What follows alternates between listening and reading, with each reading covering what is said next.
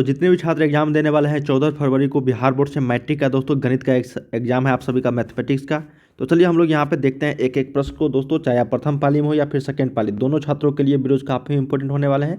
क्योंकि यहाँ पे जितने भी क्वेश्चन मैं आप सभी को बताने वाला हूँ काफ़ी इंपॉर्टेंट, और ये सारे क्वेश्चन आप सभी को हूबहू काफ़ी सारे क्वेश्चन यहाँ से देखने को मिलेंगे। ठीक है, टोटल आप सभी को एग्जाम्स में 100 ऑब्जेक्टिव रहेंगे, जिसमें से आपको सिर्फ और सिर्फ 50 का जवाब देना रहेगा। 30 आपको लघु उत्तर रहेंगे, जिसमें से 15 का जवाब देना होगा।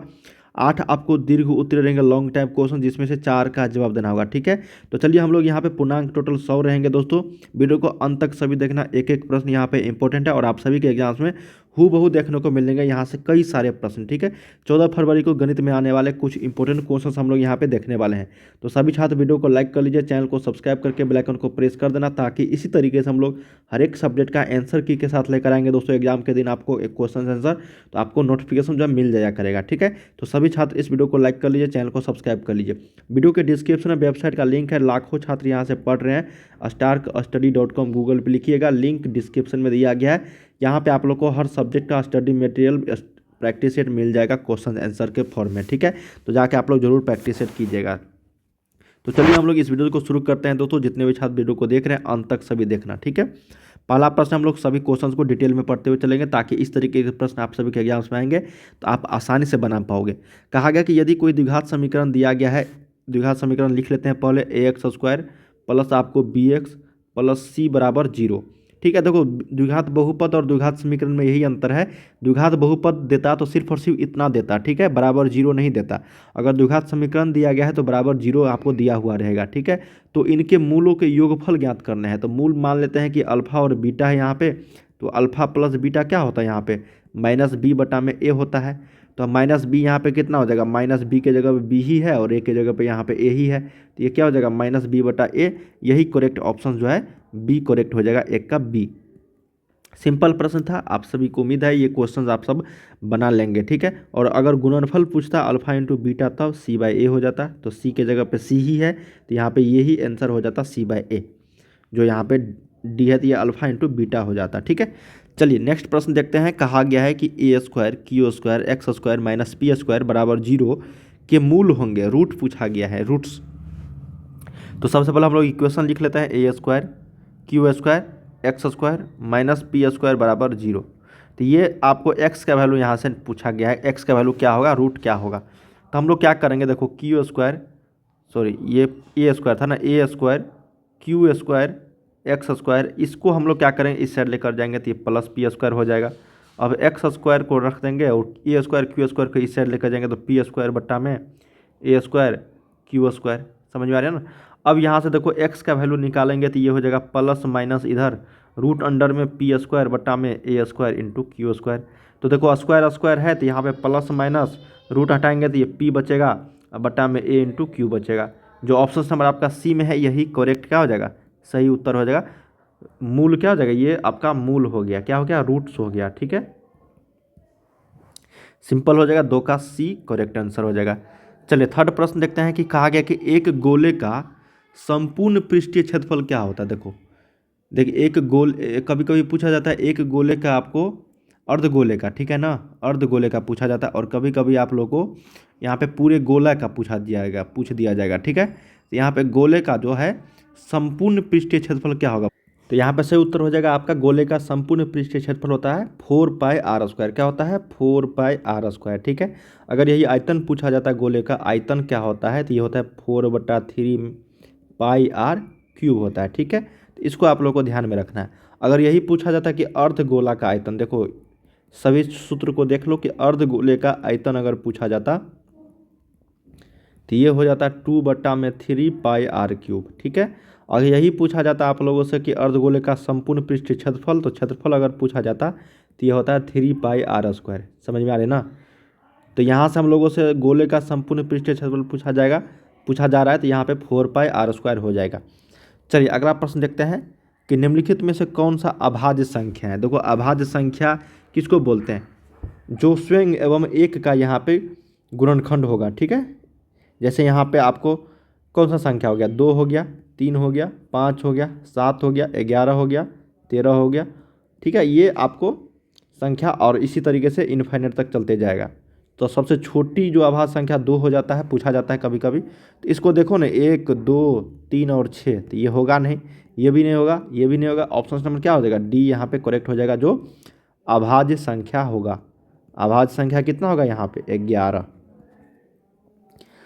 कहा गया कि किसी बाह्य बिंदु से वृत्त पर अधिकतम हम लोग स्पर्श रेखाएं खींचे जा सकते हैं। मान लेते हैं कि ये कोई वृत्त है, ये बाह्य बिंदु है, मान लेते तो पी, तो यहाँ से हम लोग कितनी स्पर्श रेखाएं खींच सकते हैं, यहाँ से सिर्फ और सिर्फ यहाँ से, तो केवल और केवल कितना, 2 खींच सकते हैं। कितने खींच सकते हैं, 2 स्पर्श रेखाएं खींच सकते हैं, ठीक है, किसी बाह्य बिंदु से। और ये पूछा जाता है कि किसी वृत्त पर कितने अधिकतम स्पर्श रेखाएं हो सकते हैं, तो अनलिमिटेड हो सकते हैं।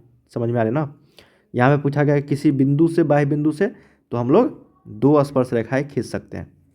अगला है 6 नंबर, मिलाने वाली रेखाखंड का मध्य बिंदु। तो मध्य बिंदु सिंपल कितना है, ए है, ये बी है, 2 -4 है, और ये 4 -2 है भाई।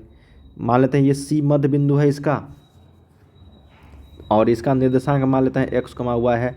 तो x बराबर कितना होगा, दोनों को जोड़ दो, 4 + 2/2, तो ये हो जाएगा 3। और y बराबर कितना हो जाएगा, दोनों को जोड़ दो, तो ये हो जाएगा -6/2, -3। तो 3 कोमा क्या हो जाएगा यहाँ पे, -3। जो ऑप्शन नंबर आपका सी में है, यह क्या हो जाएगा, करेक्ट हो जाएगी, ठीक है। अगला है कि किसी असंभव घटना की प्रायिकता जो होती है वो कितनी होती है। देखिए हमको पता ही नहीं है कि कौन सी घटना होने वाली, तो किसी भी असंभव घटना की प्रायिकता कितनी होती है, 0 होती है। कितनी होती है, 0 होती है, ठीक है। और निश्चित की किसी संभव घटना की प्रायिकता, ये निश्चित या फिर संभव, तो ऑप्शन नंबर यहाँ पे बी हो जाता, ठीक है, अगर संभव घटना की प्रायिकता पूछा जाता। लेकिन असंभव है तो 0 हो जाएगा यहाँ पे, -1 तो होगा नहीं, और डी कभी होगा नहीं, 2। अगला है कि 1 + tan² थीटा का वैल्यू कितना होगा। तो हम लोग जानते हैं दोस्तों कि sec² थीटा -tan² थीटा बराबर 1 होता है। तो इसी को इस साइड लेकर जाएगा, तो sec² थीटा बराबर क्या हो जाएगा, 1 + tan² थीटा। तो 1 + tan² थीटा बराबर कितना होता है, sec² थीटा। सूत्र के विधि से यहाँ पे आपको आंसर आ गया था। 8 का सही उत्तर क्या हो जाएगा, यहाँ पे 1 करेक्ट हो जाएगी। चलिए 9 नंबर देखते हैं। कहा गया कि 4 cosec² थीटा -4 cot² थीटा बराबर क्या होगा। सिंपल भी है ये प्रश्न। 4 यहाँ पे हम लोग कॉमन ले लेंगे, तो ये बचेगा कितना, cosec² थीटा, अब माइनस यहाँ पे बचेगा cot² थीटा, ठीक है। तो इसका वैल्यू हम लोग जानते हैं कितना होता है, 1 के बराबर होता है। तो ये 4 × 1 बराबर कितना, 4। जो ऑप्शन नंबर आपका डी में है, यही क्या हो गया, करेक्ट हो जाएगी। तो 9 का सही उत्तर क्या हो गया, डी। चलिए 10 नंबर देखते हैं। कहा गया कि किसी आंकड़े के अधिकतम मान एवं न्यूनतम मान के अंतर को क्या कहा जाता है। तो मान लेते हैं कि कोई अंतर दिया गया है, 2 3 5 9 12 15 45, ठीक है। ये कोई आंकड़ा दिया गया है, पूछा गया है कि अधिकतम मान तो 45 और न्यूनतम मान कितना है, 2 है। ये 43 जो आया, इसको हम लोग क्या बोलेंगे, अंतर को, इसको हम लोग बोलते हैं रेंज बोलते हैं। क्या बोलते हैं, परिसर बोलते हैं। क्या बोलते हैं, परिसर। जो ऑप्शन नंबर आपका ए में है, और यहाँ पे रेंज कहा गया, तो सही उत्तर क्या हो जाएगा, यहाँ पे परिसर हो जाएगा। सिंपल प्रश्न था, पूछा जाता है। अगला है कि पाई है, पाई कौन सी संख्या है भाई। तो पाई एक अपरिमेय संख्या है। क्या है, पाई एक अपरिमेय संख्या। और 22/7 अगर पूछ दिया जाए तो 22/7 एक परिमेय संख्या हो जाता है, ठीक है, समझ में आ रही ना। और ये पाई जो है एक अपरिमेय संख्या है। ऑप्शन नंबर 11 का बी। 12 नंबर है कि निम्नलिखित में से कौन सी अभाज्य संख्या है। तो अभाज्य संख्या देख लेते हैं कौन सा है। तो ऑप्शन नंबर यहाँ पे क्या हो जाएगा, बी ही, क्योंकि 2 3 5 7 11 इसी तरीके से जाएगा। तो 7 यहाँ पे क्या अभाज्य संख्या है। 12 का सही उत्तर क्या हो जाएगा, बी। 13 नंबर देखते हैं कि द्विघात बहुपद का शून्यक ज्ञात करना है। सिंपल भाई है, x² - 5x + 6 शून्यक निकालना है। तो 0 कर दो इसके बराबर। तो हम लोग क्या करेंगे, गुणनखंड विधि से निकाल ले, क्या निकाल लेते हैं। तो x² माइनस यहाँ पे 3x - 2x + 6 बराबर 0। x कॉमन लो तो x - 3 -2 कॉमन लो तो x - 3 बराबर 0। तो यहाँ से आ गया x - 2 इंटू में x - 3 बराबर 0। तो x - 2 बराबर 0, तो x बराबर 2, x - 3 बराबर 0, तो x बराबर यहाँ पे 3, ठीक है। तो क्या हो जाएगा, 2,3। देख लेते हैं किस ऑप्शन में। ऑप्शन नंबर आपका डी में है, 3,2 या फिर 2,3, एक ही बात हुआ, ठीक है। 13 का डी राइट आंसर।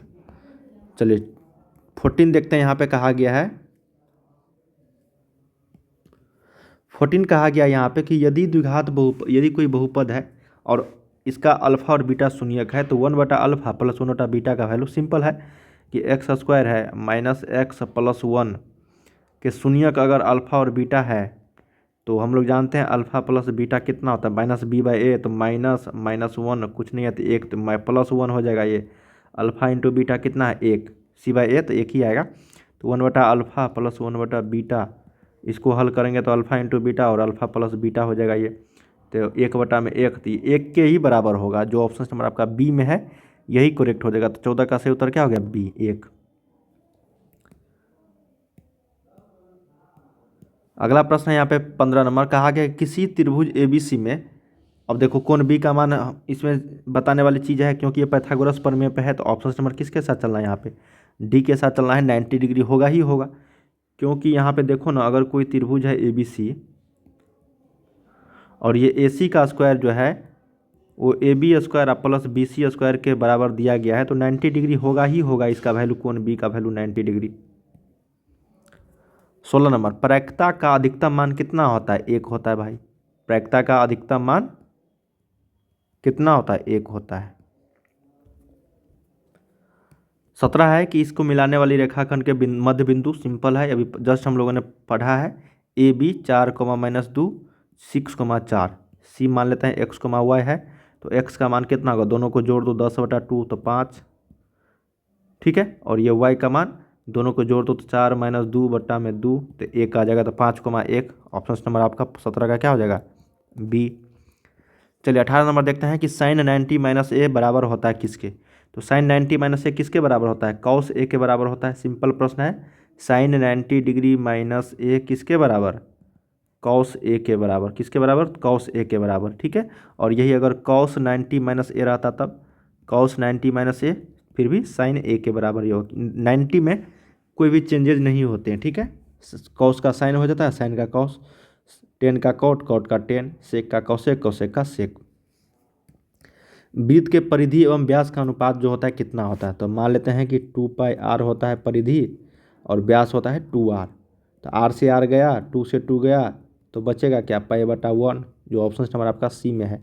पहले देख लो कि परिधि दिया गया है कि व्यास, पहले परिधि है तो परिधि का सूत्र लिखा, उसके बाद व्यास होता है। व्यास कितना होता है, त्रिज्या का 2 गुना, तो π/1, तो पाई अनुपात क्या हो जाएगा 1 के बराबर हो जाएगा। चलिए अगला देखते हैं 20 नंबर कि प्रथम 5 विषम संख्याओं का माध्य क्या है। प्रथम 5 विषम संख्याओं का माध्य, तो प्रथम 5 कितना होगा, 1, 3, 5, 7 और ये 9 बटा में यहाँ पे 5, जोड़ लो इसको, 9 7 16, 16 5 21, 21 3 24, 24 1 25, तो 25 बटा में यहाँ पे 5, तो हो जाएगा 5। तो सही उत्तर क्या हो जाएगा, ऑप्शन नंबर यहाँ पे सी, 20 का सी राइट उत्तर हो जाएगी यहाँ पे, ठीक है। प्रथम 5 विषम संख्याओं का माध्य कितना होगा, 5 हो जाएगा, ठीक है। एक जो है कौन सा संख्या है, विषम संख्या। बहुत सारे छात्र छोड़ देते हैं, 3 से स्टार्ट करते हैं, नहीं, एक भी विषम संख्या है। अगला देख लेते हैं कि वृत्त की सबसे बड़ी जीवा जो होती है, कई बार बताया है, वृत्त की सबसे बड़ी जीवा क्या होती है, डायमीटर व्यास कहलाते हैं। मान लेते हैं ये आपको वृत्त है, ये आपका केंद्र से हो, तो केंद्र से होकर जाने वाली जो रेखा होती है उसको हम लोग व्यास बोलते हैं, ठीक है। और सबसे बड़ी जीवा का काम करता है।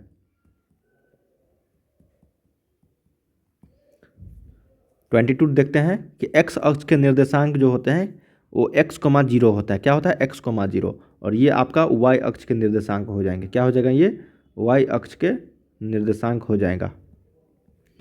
अगला देखते हैं, एक चर में रैखिक समीकरण का व्यापक रूप क्या हो जाएगा, ax + b = 0। यही है एक चर का रैखिक समीकरण का व्यापक रूप, ऑप्शन नंबर 23 का ए।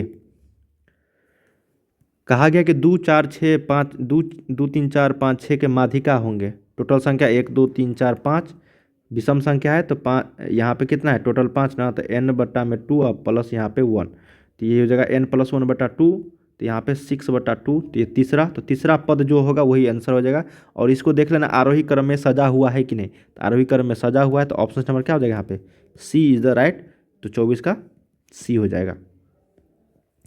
25 है कि किसी घटनाओं की प्रायिकताओं का योग। देखो किसी भी घटनाओं की प्रायिकताओं का योग हमेशा एक ही होता है, 0 जीरो तो असंभव घटना की प्रायिकता होता है, -1, और ये 2 होगा ही नहीं। तो किसी भी घटना की प्रायिकताओं का योग केवल और केवल 1 के बराबर होता है, 25 का सी। दोस्तों हम लोगों ने यहाँ पे टोटल जो क्वेश्चंस किए हैं 1 से लेकर 25 तक किए हैं। उम्मीद करते हैं इस वीडियो के माध्यम से जितने भी क्वेश्चंस मैंने आपको बताए हैं वो आप काफ़ी सारे क्वेश्चन यहाँ से आप लोगों को तैयारी हो गए होंगे। इस तरह के प्रश्न आप सभी को एग्जाम्स में काफ़ी सारे पूछे जाते रहे हैं। तो चलिए हम लोग अगले वीडियो में मिलते हैं दोस्तों, तब तक आप लोग तैयारी करते रहिए। बाय बाय सभी को।